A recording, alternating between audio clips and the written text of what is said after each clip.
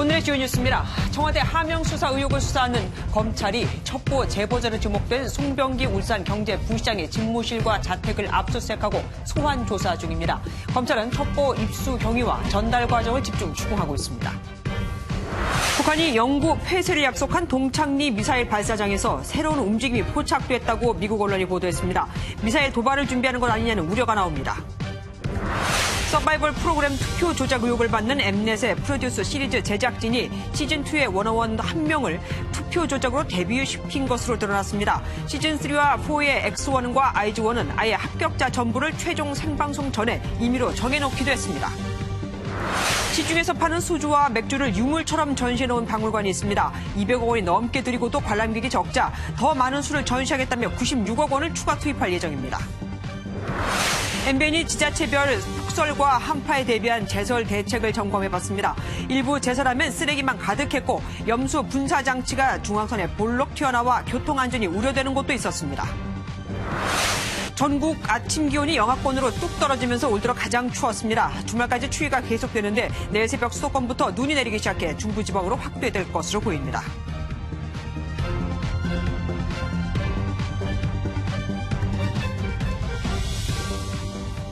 오늘 전국이 영하권으로 떨어지면서 올 들어 가장 추웠습니다. 주말까지 추위가 계속된다고 하는데 중부지방은 내일 새벽부터 눈도 내릴 것으로 보입니다. 이현재 기자가 보도합니다.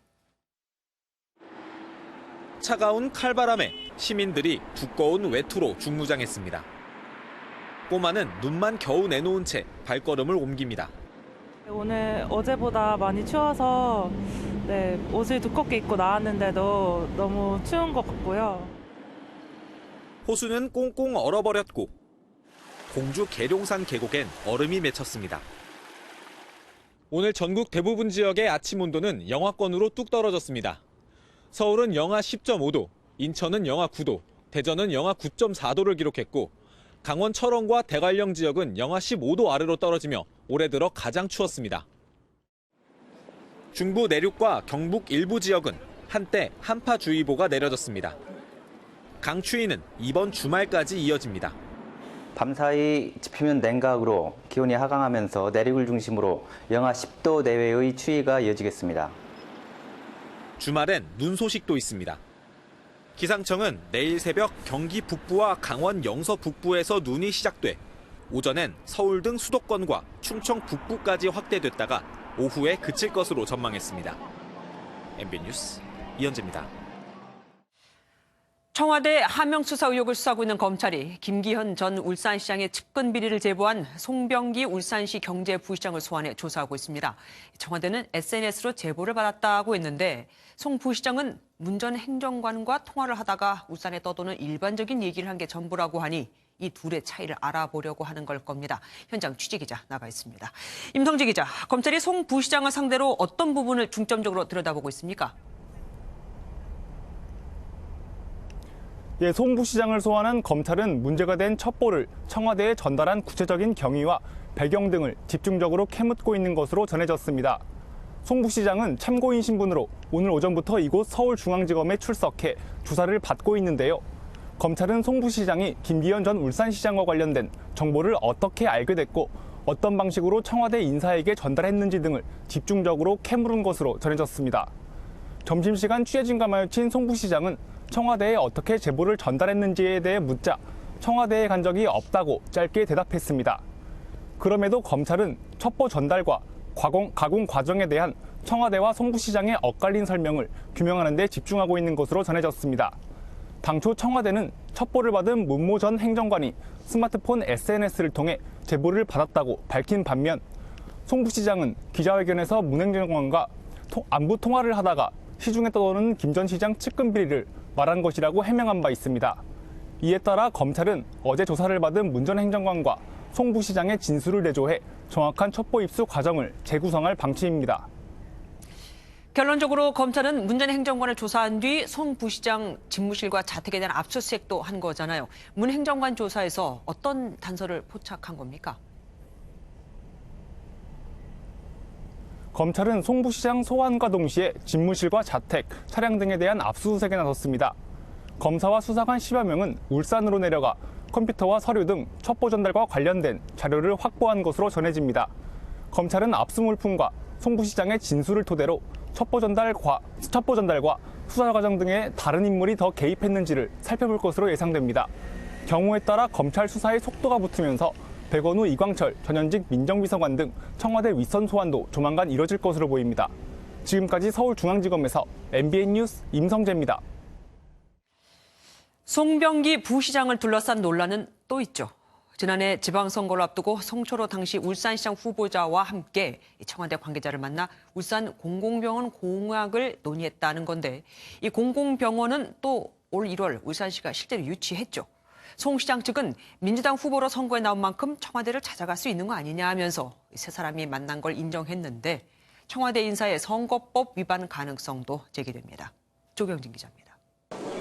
지난해 1월 지방선거를 5달 앞두고 당시 울산시장 후보자였던 송철호 시장과 송병기 부시장, 울산시 정무라인 핵심 관계자는 서울을 찾았습니다. 이들은 청와대 균형발전 비서관실 소속 행정관을 만나 당시 송 시장의 출마 공약인 공공병원 유치 사업 등을 논의한 것으로 전해졌습니다. 공공병원 유치는 울산시 수건 사업으로 박근혜 정부 시절부터 논의됐지만 별 진전이 없던 상황. 송 시장은 주요 공약으로 이를 내세웠고, 당선 이후인 지난 1월 정부의 예타 면제 사업에 선정되는 등 급물살을 타게 됐습니다. 그러나 뒤늦게 알려진 이번 회동을 두고 청와대 관계자가 특정 후보를 만나 정책 공약을 협의한 것은 부적절했다는 지적이 나옵니다. 정치적 중립을 지켜야 하는 공무원이 선거 공약에 대한 이행 가능성을 판단해 조언을 해주는 행위를 했다면 공직선거법 위반으로 볼 여지가 있다는 겁니다. 공직선거법에 따르면 공무원의 선거 관여죄는 공소시효가 10년으로 아직 시효가 살아있습니다. 다만 송철호 시장과 송병기 부시장의 경우 회동 시점엔 각각 후보자와 무직으로 공무원이 아니었기 때문에 공직선거법 적용이 어려울 수 있다는 게 법조계의 시각입니다. MBN 뉴스 조경진입니다. 한편 청와대는 지방선거 전에 행정관이 송병기 울산 부시장을 만난 건 송철호 울산시장 선거 공약과는 전혀 상관이 없다는 입장입니다. 오히려 그보다 훨씬 전에 김기현 전 울산시장이 공공병원 건립을 추진해달라고 적극 건의해왔다는 내용을 공개했습니다. 원래 울산의 수건 사위였다 이거죠. 최종락 기자입니다. 지난 2017년 6월 청와대에서 열린 시도지사 간담회에서 문재인 대통령은 당시 김기현 울산시장을 특별히 언급했습니다. 특히 우리 김기현 울산시장님과 또 최문순 강원지사님은 해외 방문 일정을 축소해서 급하게 귀국했다고 들었습니다. 이후 열린 비공개회의에서 김 전 시장이 대통령 공약 사업인 울산 공공병원 건립 적극 추진을 건의했다고 청와대는 밝혔습니다. 청와대가 당시 상황을 언급한 것은 울산 공공병원과 관련한 청와대의 선거 개입 의혹을 반박하기 위해서입니다. 청와대 관계자는 지난해 1월 지방선거 전에 청와대 행정관이 송철호 캠프 송병기 울산 부시장을 만난 것은 본연의 업무라고 해명했습니다. 송철호 울산시장 후보의 공약을 논의한 것이 아니라 대통령의 울산 공공병원 공약을 설명한 것이라는 주장입니다. 따라서 울산 공공병원 건립은 여야 관계없는 대통령의 공약으로 불법 선거 개입 의혹은 과도한 억측에 불과하다고 강조했습니다. 다음 주에는 대통령 주재 수석보좌관회의가 열리지 않는 등 문 대통령이 관련해서 입장 표명에 나설 가능성은 크지 않아 보입니다. MBN 뉴스 최종락입니다. 홍익표 더불어민주당 수석 대변인이 김기현 전 울산시장 비위 첩보 문건을 공개하며 하명 수사를 의심할 내용이 없다고 주장했습니다. 그런데 어떻게 그걸 입수했는지 구체적인 내용에 대해서는 함구했습니다. 심지어 이 일이 언론에 불거지기 전인 한 달 전에 그걸 입수했다는데 말이죠. 김도영 기자입니다. 홍익표 더불어민주당 수석 대변인이 김기현 전 울산시장 사건과 관련해 첩보 문건을 입수했다고 공개했습니다.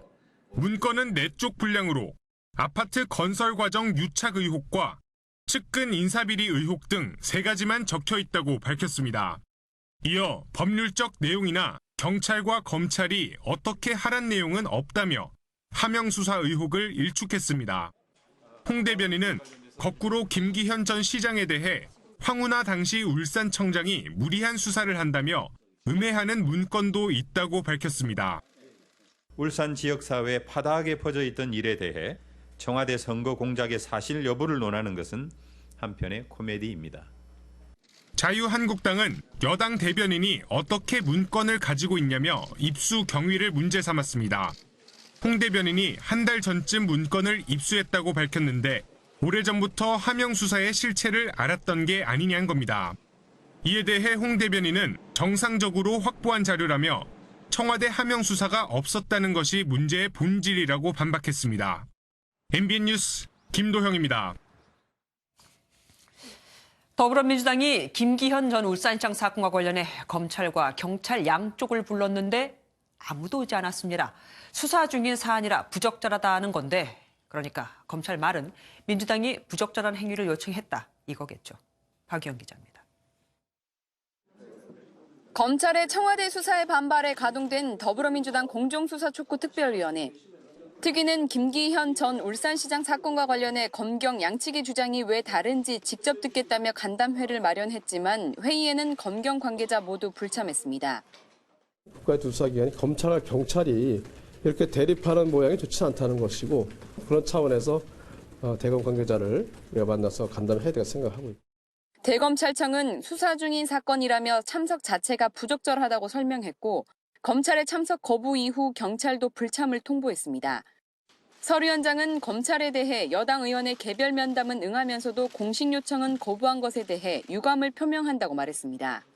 이어 필요하면 대검 항의 방문 등 다른 방안을 찾겠다고 설명했습니다. 검찰이 하고 있는 이 잘못된 시각이 있다면 그걸 조정하는 게 우리 임무라고 생각하기 때문에 서 위원장은 한 언론 인터뷰에서 윤석열 검찰총장이 국민이 아닌 검찰 조직에 충성하고 있다며 지극히 잘못된 판단이라고 강도 높게 비판했습니다. MBN 뉴스 박영입니다. 이해찬 더불어민주당 대표는 검찰과 관련된 3대 의혹을 거론하며 특검이 필요하다고 거듭 강조했습니다. 검찰도 수사 대상이라면서요. 보수 야당은 역사상 청와대와 여당이 검찰 수사에 이렇게 압박하는 건 본 적이 없다고 비판했습니다. 최형규 기자입니다. 검찰 수사를 연일 비판하고 있는 이해찬 더불어민주당 대표는 검찰과 경찰의 갈등으로 국민의 불안이 커지고 있다고 비판했습니다. 특히 김기현 전 울산시장 비리 의혹과 고래고기 사건, 청와대 특감반원 증거물 압수수색 갈등을 3대 의혹 사건으로 규정했습니다. 이어 검찰 역시 수사 대상이라며 검찰과 경찰이 함께 수사해야 한다고 주장했습니다. 만약에 정치적 의도가 의심되거나 진실을 덮어버리는 수사가 될 경우 민주당은 특검을 해서라도 진실을 낱낱이 밝혀내도록 하겠습니다. 자유한국당은 하명 수사 의혹에 대해 문재인 대통령이 답해야 한다고 압박했습니다. 대통령 측근을 당선시키기 위해 야당 후보를 탄압하고 여론을 조작한 선거 조작 게이트라고 비판했습니다. 연일 터져나오는 비리 의혹에 국민들은 요구하고 있습니다. 청와대 대변인과 수석이 아니라 이제는 문재인 대통령이 대답해야 한다고. 바른미래당은 청와대와 여당의 검찰 비난이 도를 넘었다며 검찰 수사를 차분히 지켜봐야 한다고 지적했습니다. 김기현 울산시장 의혹이 이게 사실이라고 하면 이것은 권력형 범죄입니다. 청와대와 여당은 검찰 수사를 지켜보는 것이 마땅하다. MBN 뉴스 최영규입니다. 국회 파행이 부담스러웠을까요? 더불어민주당이 정기국회에서 패스트트랙 법안을 상정하지 않을 테니까 필리버스터를 철회하라고 한국당에 제안했지만 거절당했습니다. 신임 원내대표를 뽑은 뒤에 해결하자는 것 같은데 그러고 보면 참 시기도 안 도와주죠. 이동석 기자입니다. 문희상 국회의장이 여야 3당 원내대표를 소집했습니다. 자유한국당이 필리버스터를 철회하는 조건으로 더불어민주당의 공수처와 선거제 개편 법안 상정을 연기하는 방안을 논의하려 했지만 실패로 끝났습니다. 나 원내대표 측은 필리버스터 철회와 예산안 및 민생 법안 처리에 합의한 적이 없다며 협상장의 모습을 드러내지 않았습니다. 결과적으로 최종 합의에 이르지 못했습니다. 후 10일 본회의를 그냥 보낼 수는 없다. 이런 입장을 밝히셨고요. 한국당 후임 원내대표가 오는 9일에나 선출되는 만큼 한국당 달래기가 사실상 무산된 겁니다. 여야 합의가 물 건너가면서 민생법안 199건 처리가 난항을 겪는 것은 물론 패스트트랙 법안 처리를 둘러싼 강대강 대치는 불가피할 전망입니다. MBN 뉴스 이동석입니다. 나경원 자유한국당 원내대표가 마지막 회의를 주재한 오늘은 공교롭게도 그녀의 생일이었습니다. 황교안 자유한국당 대표는 차기 원내대표의 자질로 협상력과 투쟁력을 꼽았는데 그럼에도 말이 경선이지 황심이 중요하다는 말이 많이 들립니다. 권영봉 기자입니다. 당 최고위원회의 재신임 불가 판정을 받은 나경원 자유한국당 원내대표가 회의장에 입장해 웃으며 의원들과 일일이 악수를 나눕니다. 생일인 오늘 마지막 원내대책 회의를 주재한 나 원내대표는 격동의 1년이었다며 그동안의 소회를 털어놨습니다. 의원총회를 다른 때보다 한 1.5배 했습니다. 국민들과 함께하는 정당으로 자리매김하는 그런 기반을 만들었다고 생각을 합니다. 서울대 특강으로 단식 이후 첫 대회 일정에 나선 황교안 자유한국당 대표는 당내 계파 논란에 대해 친황은 없다고 일축했습니다. 또 차기 원내대표의 자질에 관련해 잘 협상하고 투쟁력이 있어서 정부의 정책을 고쳐나갈 수 있어야 한다고 강조했습니다. 협상하고 싸우고 투쟁해야 될 일들이 많이 안 있으니까 국민 중심에서 잘 풀어갈 수 있는 그런 원내대표가 선출되기를 바랍니다. 황교안 자유한국당 대표는 특강에서 우리나라는 조금 더 일해야 하는 나라라며 주 52시간제를 강하게 비판해 찬반 논란에 휩싸였습니다. MBN 뉴스 권영고입니다. 노태우 전 대통령의 장남 재헌 씨가 이번엔 광주를 찾아 5.18 유가족을 만났습니다. 5.18 단체 측은 전두환 전 대통령도 이랬으면 좋겠다고 했다네요. 충분히 이해되죠. 이재호 기자입니다. 노태우 전 대통령의 장남 재헌 씨가 사전 연락 없이 어제 광주를 찾았습니다. 지난 8월 5.18 민주묘 방문 이후 석 달 만에 다시 방문한 것입니다. 5월 어머니 집을 찾은 재헌 씨는 5.18 민주화운동 피해자들에게 그만하라고 할 때까지 사죄하겠다고 말했습니다. 이어 노 전 대통령의 병세가 위중해 대신 찾아왔다며 앞으로도 광주를 자주 찾고 싶다고 전했습니다. 5.18 단체는 당장 사과를 받아들이기는 어렵지만 의미 있는 행보라고 평가했습니다. 또 노 전 대통령이 무엇을 잘못했는지 정확하게 고백하고 진상규명에 협력해야 진정성이 있을 것이라고 밝혔습니다. 그래도 그런 마음의 표시를 한다는 것 자체는 고무적으로 받아들인다 그랬어요. 전두환 씨 측근에서도 그런 일이 일어나면 좋겠다 이렇게 이야기. 앞서 재헌 씨는 지난 8월 5.18 민주묘지를 찾아 참배하고 희생자들의 명복을 빌고 사죄한다는 방명록을 남긴 바 있습니다. MBN 뉴스 이조입니다. 여러 명의 여성들에게 사귀자고 접근해 억대 투자금을 끌어모은 뒤 도박으로 전부 탕진한 남성이 붙잡혔습니다. 추격을 따돌리려고 서울 한복판의 건물 옥상을 무려 1m 70cm가 넘는 데를 건너다니며 도망쳤지만 경찰의 추격을 피할 수는 없었습니다. 손하늘 기자가 단독 보도합니다. 한 남성이 건물 옥상에 위태롭게 서 있고 아래에선 경찰과 소방대원들이 작전 회의를 합니다. 주택가 골목을 유유히 걷던 남성이 잠복 중이던 경찰을 마주치자 옥상으로 줄행랑친 겁니다. 그러면 구속하고 건물로 들어오길래 그 뒤에 바로 금방 또 쫓아오시더라고요.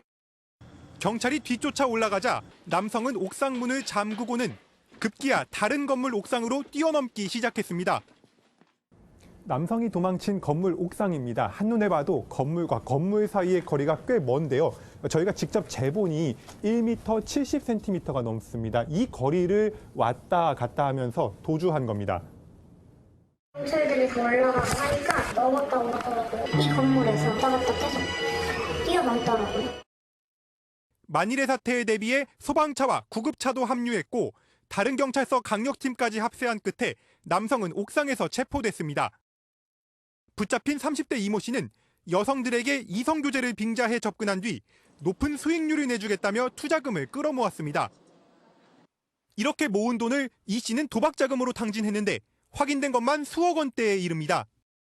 경찰은 이 씨에 대해 사기 등의 혐의로 구속영장을 신청하고 여죄 등을 조사하고 있습니다. MBN 뉴스 손하늘입니다. 내 손으로 인기 스타를 만드는 줄 알았는데 알고 보니 투표 조작이 있었던 것으로 드러난 인기 TV 프로그램이 있죠. 이 프로그램으로 데뷔해 성황리에 활동을 했던 유명 그룹 워너원에도 투표로 조작이 된 멤버가 있었습니다. 박자원 기자입니다. 수많은 지원자 가운데 연습생 101명을 선발하고 다시 3번의 경연과 시청자 투표를 거쳐 11명에게 정식 데뷔 기회를 줬던 오디션 프로그램 프로듀스 101. 시즌제로 지난 2016년부터 올 여름까지 4차례 방송됐는데 최근 구속된 프로듀스 PD들의 공소장에 따르면 시즌마다 부정행위가 있었습니다. 첫 번째 시즌 때는 1차 탈락자 결정 과정에서 투표 결과를 바꿔 순위를 조작했고 두 번째 시즌 때는 더욱 대담해졌습니다. 101명 중에서 60명을 선발하는 1차 단계에서 안모 PD가 투표 결과를 조작해 60위권 밖에 있던 1명을 다른 1명과 바꿔치기해 방송에 출연시켰습니다. 김모 PD는 최종 순위 11위 밖에 있는 1명을 11위 안에 다른 1명과 바꿨습니다. 이렇게 탄생한 그룹 워너원은 다른 시즌으로 데뷔한 그 어떤 그룹보다도 높은 인기를 끌었습니다. 세 번째, 네 번째 시즌에선 아예 합격자 전부를 최종 생방송 이틀 전 임의로 정해놓기도 했습니다. 한 건당 100원의 유료 시청자 투표로 세 번째 시즌부터 PD들이 챙긴 수익은 확인된 금액만 1억 원이 넘습니다. 또 안 PD가 지난해 초부터 1년 반 넘게 연예기획사 관계자 5명으로부터 받은 대가는 술 접대 등 6천만 원 이상으로 파악됐습니다. 방송에선 시청자를 가리켜 국민 프로듀서라고 불렀지만 결국 시청자 투표는 의미가 없게 됐습니다. MBN 뉴스 박자원입니다. 국비 207억 원이 투입된 술 테마 박물관에는 시중에서 흔히들 볼 수 있는 소주와 맥주, 양주가 유물처럼 전시돼 있습니다. 하도 이상해서 기자가 물어보니 50년 뒤엔 유물이 될 수 있다고 합니다. 당연히 박물관은 적자인데 또 96억 원을 투입할 거라고 합니다. 강세훈 기자가 취재했습니다. 전북 완주군에 있는 술 테마 박물관입니다. 국비 등 207억 원이 투입돼 4년 전에 지어졌습니다. 내부에는 시중에서 흔히 살 수 있는 소주와 맥주가 유물처럼 전시되어 있습니다. 우리가 보존을 해놓으면 앞으로 50년 후에는 이것도 유물이 될 수 있다. 유물처럼 보이는 술병도 진품이 아닙니다. 언제 요새 건지 옛날 건지 왜 있는지는 모르겠고 저는 설명 전혀 안 해요. 유료 관람객은 손으로 꼽을 만큼 적어 운영 또한 적자입니다. 완주군은 관람객이 매년 증가하고 있다고 하는데 어린 아이들입니다. 어린이집에서 41개소에서 왔어요. 한 1000명 이상. 초등학교에서도 체험을 계속 오고. 관람객을 더 유치하겠다며 기획 전시를 했는데 주제가 담배입니다. 박물관 활성화 방안은 더 황당합니다. 그 술박물관 근처에 아주 괜찮은 술집을 2-3개, 서너 개 이렇게 자리 잡아서 완주군은 박물관에 전시관을 더 짓겠다며 96억 원을 추가로 투입하겠다고 했습니다. MBN 뉴스 강세훈입니다. 이번 주말 수도권엔 눈 소식이 있습니다. 이럴 때 제설함이 필수죠.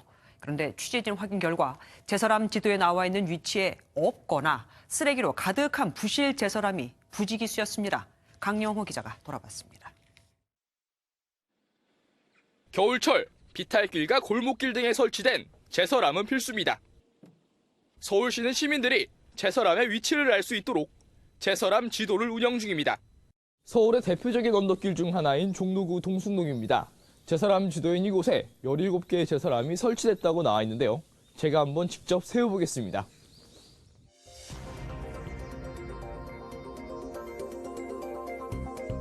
확인 결과 13개뿐입니다. 이 중 일부는 잿더리 옆에 놓여 있거나 포대자루에 덮여 제설함이라 부르기 민망한 곳도 있습니다. 옆에 쓰레기도 있고 무슨 시멘트 봉투 같은 거에 넣어 있으니까 멈칫하기도 하고. 대로변에 설치된 제설함은 행인들이 버린 쓰레기로 몸살을 앓고 있습니다. 안을 살피자 닳아서 버려진 신발부터 누군가 먹다 버린 소주병까지 나옵니다. 서울 시내에 설치된 제설함은 13,000여 개입니다. 서울시의 관리 실태를 물었습니다. 전체 이제 담당자들 회의를 하거나 좀 계속 얘기를 하고 있거든요. 앞으로도 해당 자치구들 담당자들과 주기적으로 좀 계속 인지를 시켜가지고 제설함의 효과적인 운용을 위한 대책이 필요해 보입니다. MBN 뉴스 강영호입니다. 도로가 어는 걸 막기 위해 설치된 염수 분사 장치라는 것도 있습니다. 쉽게 말해서 염화칼슘 녹음물이 나와서 도로가 어는 걸 막아주는 건데 원래 도로변 보도블록 높이에 맞춰 설치돼야 하는 게 중앙선에 그것도 각이지게 볼록 튀어나와 설치돼 있습니다. 지자체는 설치했으면 되는 거 아니냐는 식인데 원래 설치하기로 했던 제품도 아닙니다. 윤기령 기자가 취재했습니다. 폭설과 한파를 대비해 공무원들이 염수 분사 장치를 점검하고 있습니다.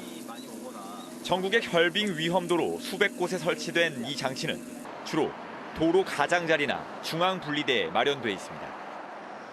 강원도 춘천시는 올해 35억 원을 들여 총 4km 구간에 염수 분사 장치를 설치했습니다. 여름에는 냉수를 분사할 수 있습니다. 그런데 이 장치는 애초 시가 조달청을 통해 계약한 제품이 아닙니다. 원래 도로변 보도블록 높이에 맞춰 설치돼 있어야 할 장치가 이렇게 중앙선에 각이지게 튀어나와 있습니다. 성능 의심은 물론 아무 안내 표시도 없어 돌출된 장치에 타이어가 파손될 우려도 있습니다.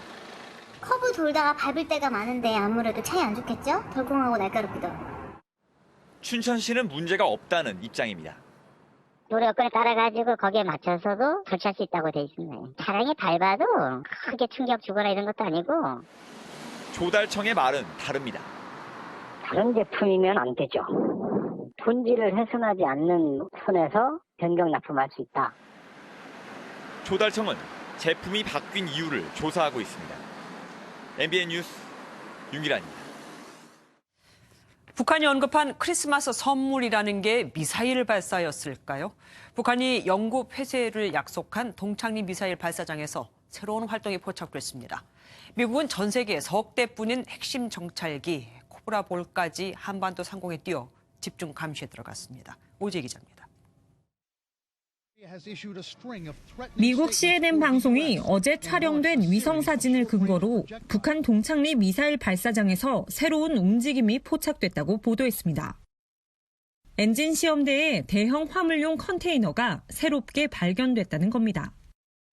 핵 전문가 제프리 루이스는 위성 발사대와 대륙간 탄도미사일에 동력을 공급하는 데 쓰이는 엔진 시험을 재개하려는 준비 작업으로 분석했습니다. 동창리는 지난해 9월 평양 공동선언에서 영구적 폐쇄를 약속했던 만큼 활동 재개 자체가 이상징후로 읽히는 이유입니다. 아니면 동창리에서 로켓만 발사하는 게 아니고 엔진 시험도 할 수 있거든요. 엔진 시험은 고강도 도발에 가까운 건 아니거든요. 그렇지만 근접해 있는 거죠. 7일 연속 한반도에 정찰기를 보냈던 미국은 이번에는 동해 상공에 코브라볼을 보내 북한의 도발 동향을 감시한 것으로 알려졌습니다. 코브라볼은 전 세계의 3대뿐인 미국의 핵심 정찰기로 탄도미사일의 움직임을 추적할 수 있습니다. 또 비슷한 시각 북한의 잠수함 기지를 정찰할 수 있는 리벳 조인트가 서울 상공에서 작전을 수행한 것으로 전해졌습니다. 북미 간 거센 설전이 이어지는 가운데 군사적 긴장감도 높아지고 있습니다. MBN 뉴스 오재입니다. 북한 최선희 제1부상이 얼마 전 나왔던 트럼프 대통령의 로켓맨 발언에 늑다리라고 응수하는 담화문을 내놨습니다. 2년 전 북미가 험악한 말을 주고받았던 때로 돌아가는 것 같은데 미국은 로켓맨이 모욕인지 모르겠다고 했습니다. 일단 분위기를 가라앉히려는 거죠. 주진희 기자입니다. 트럼프 미국 대통령의 무력 사용 언급에 북한 군부가 발끈하고 나섰다면 로켓맨 발언엔 북한 외교 라인이 나섰습니다. 최선희 외무성 제1부상은 무력 사용 언급보다 더욱더 기분 나쁜 것은 최고 존엄에 대해 감히 비유법을 쓴 것이라고 담화문을 냈습니다. 실언이 아닌 계산된 도발이었다면 우리도 맞대응 폭언을 시작할 것이라며 또다시 그런 표현을 쓴다면 늙다리 망령이 시작된 것으로 보겠다고 맞불을 놨습니다. 북미가 거친 설전을 주고받았던 2년 전, 김정은 위원장이 트럼프 대통령을 늙다리 미치광이라고 지칭했던 것에서 끌어온 겁니다. 일단 미국은 로켓맨 언급이 의도된 것은 아니라는 뉘앙스입니다. And threats, even reviving little rocket man. Are we back to square one? I don't know if it's an insult, but are we back to square one? No. 그뿐만 아니라 로버트 오브라이언 백악관 국가안보 보좌관도 방송 출연에서 희망이 있다고 생각하는 한 북한과 협상을 계속할 것이라며 대화의 방점을 찍었습니다. 스웨덴 북미 실무 협상이 결렬된 이후 2달 동안 북한이 미국을 향해 발표한 담화나 성명은 모두 15번. 하지만 모두 북한 내부에는 알리지 않고 있어 북한도 대화의 판을 깨려는 건 아닌 것으로 보입니다. MBN 뉴스 주진입니다. 왕이 중국 외교부장이 한국에 왔을 때 우리 정부와 사드 문제를 논의했다고 중국 외교부가 밝혔습니다. 문제는 우리 정부는 이걸 숨겼다는 거죠. 중국이 발표하자 뒤늦게 맞다고 한 겁니다. 누가 봐도 어쩔 수 없이요. 신동규 기자입니다. 왕이 중국 외교부장이 1박 2일간의 짧은 방한 일정을 마치고 어제 귀국했습니다. 왕 부장은 문재인 대통령을 비롯한 우리 측 인사들을 만나면서 사드와 중거리 미사일 배치 등 안보 문제도 거론한 걸로 알려졌습니다. 실제 화춘잉 중국 외교부 대변인은 정례 브리핑에서 한중 양측이 사드 문제를 논의했다고 밝혔습니다. 此外呢，双方还同意要按照达成的共识，继续妥善地处理萨德等影响中韩关系健康发展的问题，切实地尊重彼此的核心。 그런데 이런 내용은 지난 4일 한중 외교장관 회의 결과에 대한 우리 외교부 발표에는 포함되지 않았습니다. 기자들의 문의가 이어지자 외교부는 사드와 관련해서도 기존 입장에 따른 원론적 수준의 의견 교환이 있었다고 뒤늦게 시인했습니다.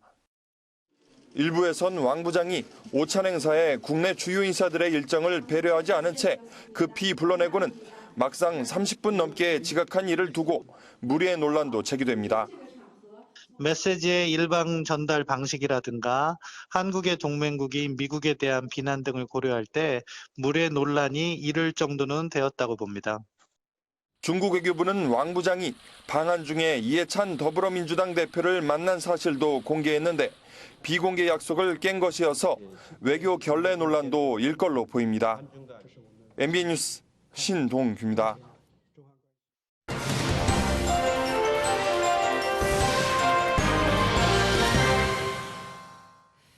과거 스승이었던 자신을 비판한 더불어민주당 금태섭 의원에 대해 조국 장관이 느꼈을 심정을 사자성어로 표현한다면 답은 배은망덕입니다.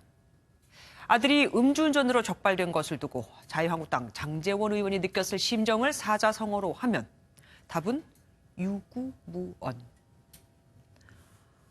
모 고등학교 한문시험에 나온 문제입니다.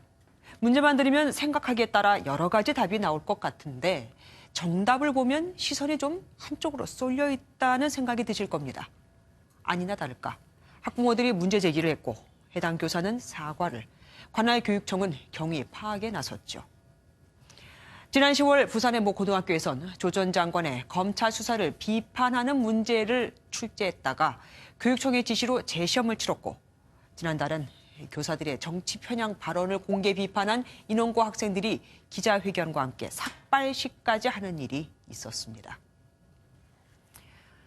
교육 현장 곳곳에 정치가 끼어든 것도 문제지만 더 큰 문제는 여기에 어른들이 가세했다는 겁니다.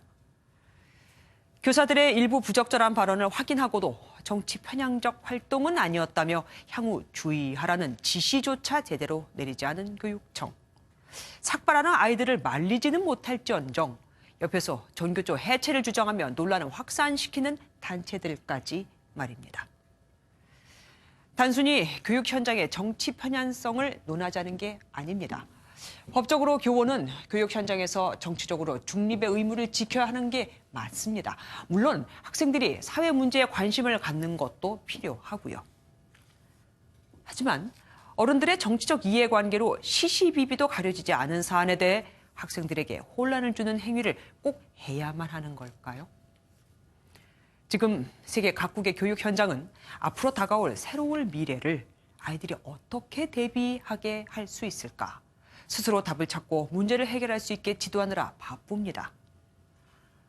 당장 입시에 또 사회적 문제까지 휩싸인 우리 교육 현장에서 과연 미래라는 걸 찾아볼 수 있기는 한 건지 우리 어른들은 지금이라도 다시 한번 생각을 해봐야 할 겁니다. 뉴스 초점이었습니다.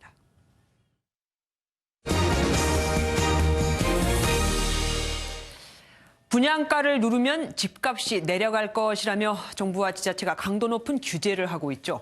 그런데 정작 분양을 기다리던 청약 실수요자들은 낙동강 오리알 신세가 되고 있습니다. 건설사들이 규제를 피해 분양 대신 임대로 돌아서려 하는데 그럼 분양 물량은 더 줄어들겠죠. 공급을 막으면 가격은 오를 수밖에 없습니다. 정준 기자가 취재했습니다. 아파트 8천여 가구가 차례로 들어설 예정인 경기 과천시의 공공주택지구. 곳곳에서 아파트 공사가 한창이지만 지난 5월로 예정됐던 첫 분양은 무기한 연기됐습니다. 분양가를 심의하는 과천시는 건설사가 써낸 분양가가 너무 높다며 최근 재심의에서 또 퇴짜를 놨습니다. 건설사는 손해보고 공사를 할 수는 없다며 분양가를 마음대로 정할 수 있는 임대 후 분양을 유력하게 검토하고 있습니다. 임대 후 분양이란 임대사업자가 아파트 전체를 사들여 월세 등의 임대로 돌리다 일정 기간이 지나면 분양하는 방식. 분양가 심의를 피해갈 수 있습니다. 1순위 청약 자격을 노리고 전세로 들어온 외지인이 많은 데다 예정됐던 분양 물량마저 연기되면서 과천의 전셋값은 들끓고 있습니다. 올 들어 전국의 전셋값은 하락했지만 과천은 10% 넘게 올라 전국 1위를 기록 중입니다. 현장에선 시장 상황을 무시한 규제 정책에 불만이 터져나옵니다. 원래는 오래 분양한다 그랬었잖아요. 시도 웃긴다. 빨리 해줘야지. 미안한 게 아니에요. 주민들. 여기에 일반 분양이 5천 가구에 육박하는 서울 둔촌주공 아파트 조합도 분양가를 놓고 주택도시 보증공사와 갈등을 빚고 있어 분양이 연기될 수도 있다는 전망이 나옵니다. MBN 뉴스 정주현입니다. 완공된 울산 신고리 원자력 발전소 3호기와 4호기의 모습입니다. 원전 이제 그만 짓겠다더니 또 지었냐는 분도 계시겠지만 이미 짓고 있던 것까지만 마저 짓기로 한 것이 이제 막 공사를 끝내고 가동을 시작한 겁니다. 정부는 이미 신한울 3, 4호기 등 신규 원전 건설 계획은 백지화하거나 중단했습니다. 이렇게 탈원전 정책 기조가 이어지면서 세계 최고 실력의 국내 원전 생태계도 무너지고 있죠. 대표적인 게 원자력 인재들인데 올해 카이스트 1학년 중 원자력이나 양자공학과를 선택한 학생은 딸랑 4명. 보통 20명 수준이던 지원자가 9명, 5명에 의해서 더 줄어든 겁니다. 하지만 해외 수요는 우리와는 정반대입니다. 이경주 기자가 체코 현지를 둘러봤습니다. 지리적으로 유럽의 한 복판인 체코. 그중에서도 중부에 위치한 두코바니 지역은 원전 도시입니다. 체코 원자력 발전소 6기 가운데 4기가 몰려있기 때문입니다. 이르면 2035년 이곳 발전소가 수명을 다하게 돼 체코 정부는 바로 인접한 이곳 부지에 새로운 원전을 짓는다는 계획입니다. 현재 30%대인 원전 발전량을 2040년까지 50%로 높인다는 방침입니다. 체코는 현재 화력발전소에 쓰이는 석탄이 고갈돼 가는 데다 마땅한 신재생 에너지도 없는데 엎친 데 덮친 격으로 내년부터는 탄소 배출량도 줄여야 하기 때문입니다. Nuclear way is a good way for Czech Republic. It is the best solution if we are going to fight with green houses emissions. 환경단체 등 반대의 목소리도 있지만 1970년대부터 원전과 생활해온 주민들은 80% 이상이 원전 추가 건설을 찬성하고 있습니다. 관건은 누가 원전을 수주하느냐입니다. 체코에 있는 원전 6기 모두 긴밀한 관계인 러시아가 지었지만 우리나라도 세계 정상급 수준의 기술력으로 문을 두드리고 있습니다. Takže máme takovou představu, že i pozitivní bude spolupráce nebo by byla spolupráce v případě výstavby nové jaderné elektrárny. 유럽에서는 체코 이외 영국과 폴란드도 원전 건설에 관심을 보이고 있는 상황. 얼어붙은 국내 원자력 업계가 축적된 기술을 바탕으로 수출을 통한 활로를 열 수 있을지 주목됩니다. MBN 뉴스 이병주입니다.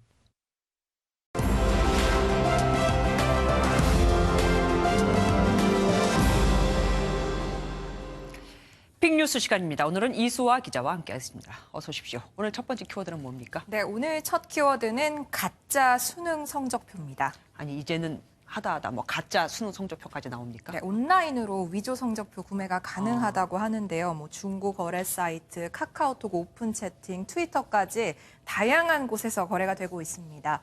소식을 듣고 저도 직접 한 판매자에게 문의를 해봤습니다. 어떤 식으로 거래가 이루어지던가요? 제가 언급한 곳 중 한 곳에 들어가서 직접 수능 성적표와 졸업 증명서를 받고 싶다, 얼마냐라고 문의를 했거든요.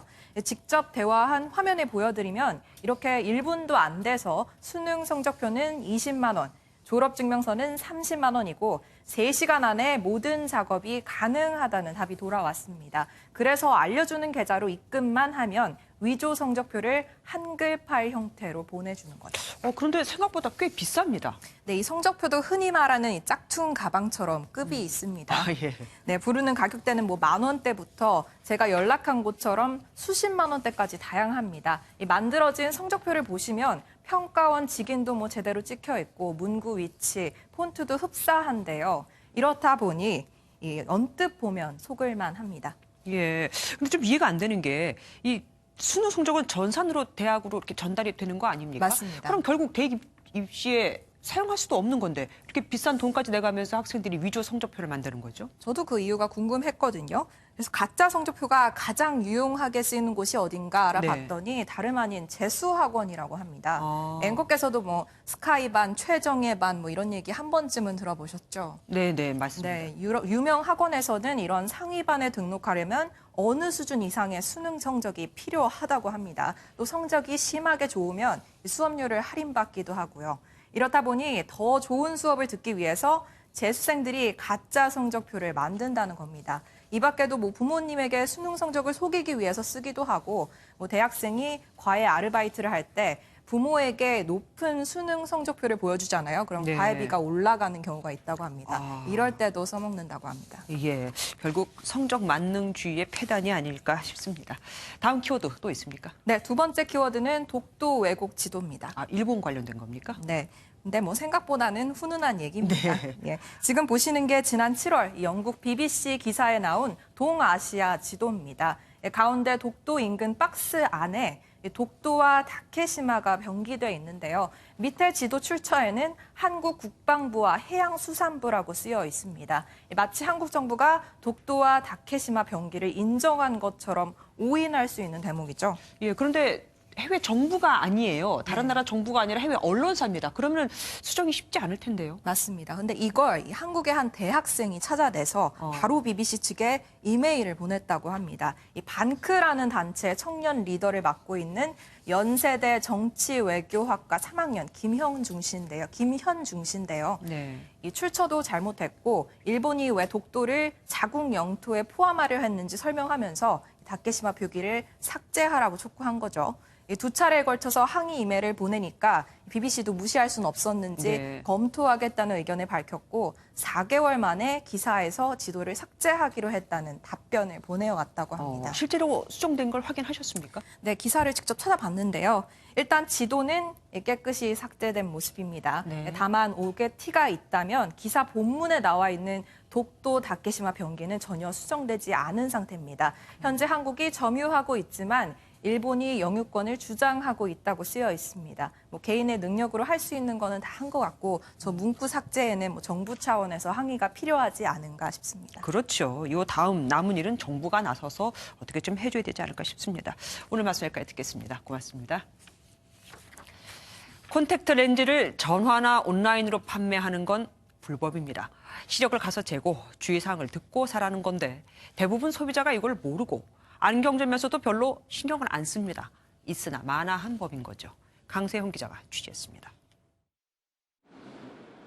서울의 한 안경점입니다. 콘택트 렌즈를 집에서 주문하고 배송받을 수 있는 서비스로 유명한 곳입니다. 직접 안 오고 택배로도 받을 수 있어요? 빨리 연락 주시면 제가 가능하시거든요. 3-4일 정도 걸린다고 생각하시는 게 좋아요. 다른 안경점도 메신저를 이용해 도수만 알려주면 집까지 렌즈가 배송됩니다.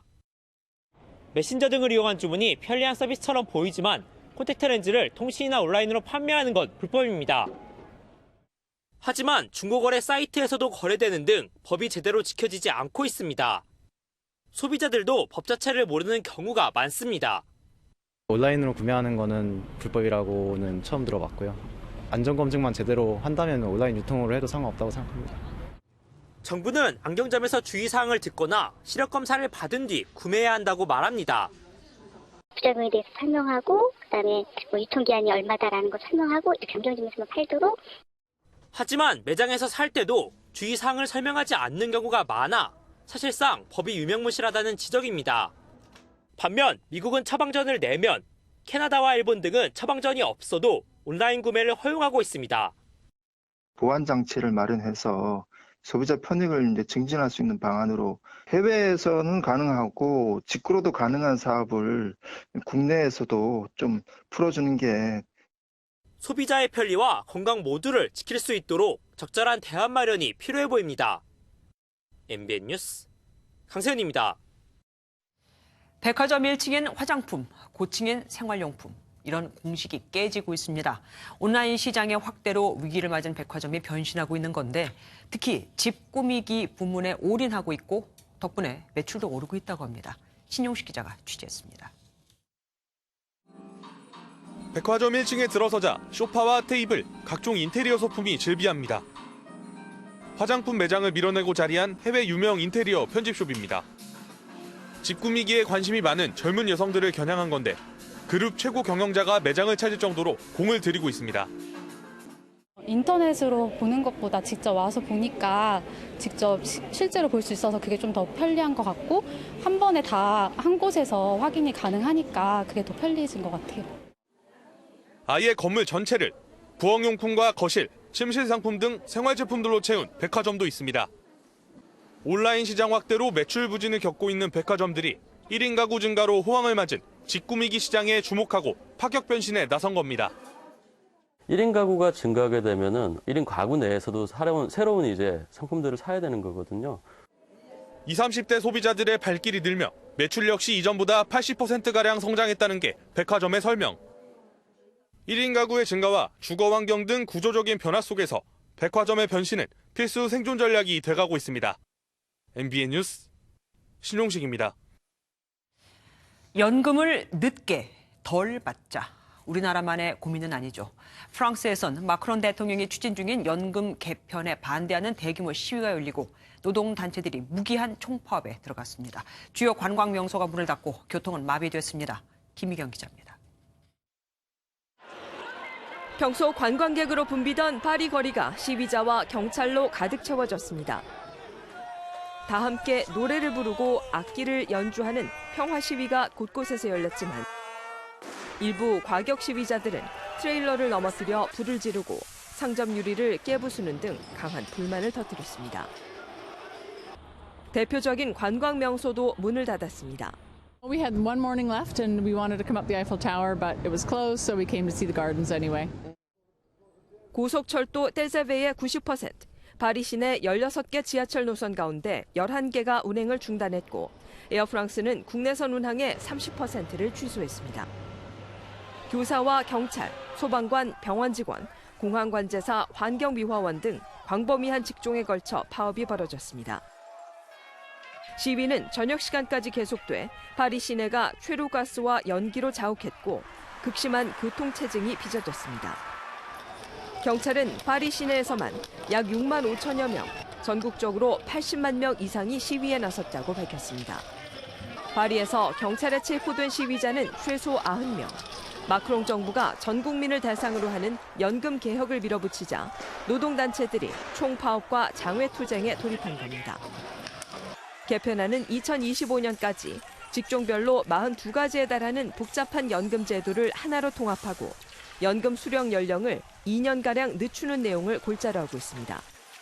노동단체들은 연금 개편이 취소될 때까지 파업을 이어간다는 입장이어서 당분간 혼란은 계속될 것으로 보입니다. MBN 뉴스 김희경입니다.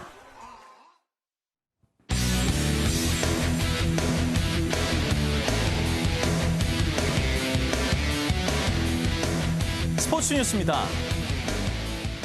여자 축구 대표팀의 사상적 외국인 사령탑인 아일랜드 출신의 콜린 벨 감독의 축구가 다음 주 동아시안컵에서 베일을 벗습니다. 벨 감독은 빠르고 즐거운 축구, 지배하는 경기를 펼치겠다고 밝혔습니다. 구경호 기자입니다. 1년여 만에 대표팀에 선발된 경험 많은 수비수 심서연이 강추위를 뚫고 훈련에 임합니다. 최근 한국 여자 선수로는 4번째로 유럽 진출을 확정한 장슬기도 몸을 사리지 않습니다. 벨 감독이 이들 베테랑을 선발한 건 수비 안정. 그래야 데뷔전인 다음 주 동아시안컵에서 손흥민이 경기하듯 빠른 역습 축구를 펼칠 수 있기 때문입니다. 공격수들부터 이제 좀 더 수비에 많이 가담을 하는 축구고 이제 가담을 하면서도 그 다음 상황에서 빠르게 퍼져나가는. 유럽 여자 챔피언스리그 우승을 경험한 벨 감독은 신구 조화를 이룬 선수 선발을 했는데 이를 통해 궁극적으로는 역동적인 축구를 펼치겠다는 생각입니다. Would not help. So that's why it's so vitally important to give them that atmosphere, but also that we are creating a high performance culture, which means we want to win matches. 응원해 주세요. 대표팀은 오는 10일 중국과 대회 개막전을 치릅니다. 쉽지 않은 상대이긴 하지만 승리한다면 14년 만에 우승도 바라볼 수 있습니다. MBN 뉴스 구경호입니다. 메이저리그 포스팅에 공시된 김광현 선수와 김재환 선수에 대한 입단 교섭이 오늘 시작됐는데요. 샌디에고가 5년 만에 다시 김광현 선수 영입에 나서는 등 반응이 뜨겁습니다. 김동환 기자가 전합니다. 포스팅 개시 첫날부터 김광현을 영입하려는 움직임이 포착됐습니다. 샌디에이고 유니언 트리뷴은 샌디에이고가 5년 전 무산됐던 김광현 영입을 재시도한다고 보도했습니다. 샌디에이고는 김광현이 처음 메이저리그 진출을 시도했던 2014년 단독 교섭권을 따내고도 12억 원의 적은 연봉을 제시해 김광현의 꿈을 좌절시켰습니다. 하지만 이번엔 좀 더 적극적입니다. 보도에 따르면 프렐러 단장이 올 시즌 김광현을 지켜보는데 상당한 시간을 투자했고 최근 영입한 데비스와 김광현을 넣은 선발 로테이션까지 구상했습니다. 메이저리거가 꾸민 김광현도 5년 전의 악연은 잊었습니다. 팀에 상관하지 않고 연연하지 않고 제가 메이저리그 무대에서 열심히 뛸 수 있는 기회를 많이 주는 팀에게 일단 저는 꼭 가고 싶어요. 5년 전과 달리 모든 구단과 협상할 수 있어 샌디에이고의 조건에 끌려다닐 필요도 없습니다. LA 다저스와 뉴욕 매츠도 관심을 보이는 것으로 알려진 마당에 김광현이 급할 건 없습니다. 샌디에이고는 자유계약 선수가 된 류현진의 잠재적 고객으로도 분류돼 두 한국 투수가 함께 뛸 가능성도 있습니다. MBN 뉴스 김동환입니다.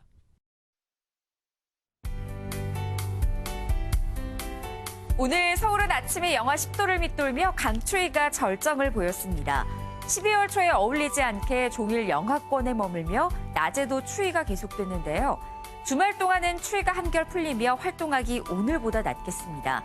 내일 서울의 아침 최저기온은 영하 3도, 한낮 기온은 6도로 오늘보다 5도에서 7도가량이나 높겠습니다.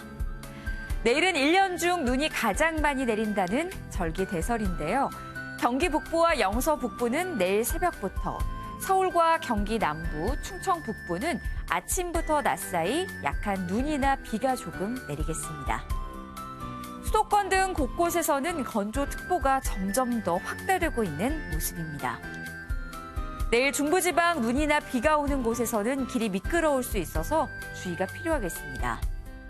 남부지방 광주의 아침 최저기온은 영하 3도, 한낮 기온은 8도를 가리키겠고요. 대구도 한낮에는 8도 선까지 오르겠습니다. 강원 영동 지역은 대체로 맑은 가운데 대기가 매우 건조하겠습니다. 다음 주 초에도 중부지방을 중심으로 또 한 차례 눈이나 비 예보가 나와 있습니다. 날씨였습니다. MBN이 선정한 위원장의 사진입니다. 신문 배달을 하던 남성이 메모지 한 장에 오열을 했습니다. 내용은 뭐 별거 없습니다. 수고스럽겠지만 앞으로는 신문을 신문함에 넣어주면 그 고마움을 잊지 않겠다는 거였죠. 그리고 우연히 만난 이 글을 쓴 할아버지는 살다 보면 돈도 꿈도 중요하지만 몸이 더 중요하다고 말해주었습니다. 사회의 어른은 이런 거겠죠. 짧은 글, 짧은 말 한마디로 젊은이를 이끌어주는 사람이요. MBN 종합뉴스 여기서 마치겠습니다. 함께해 주신 여러분 고맙습니다.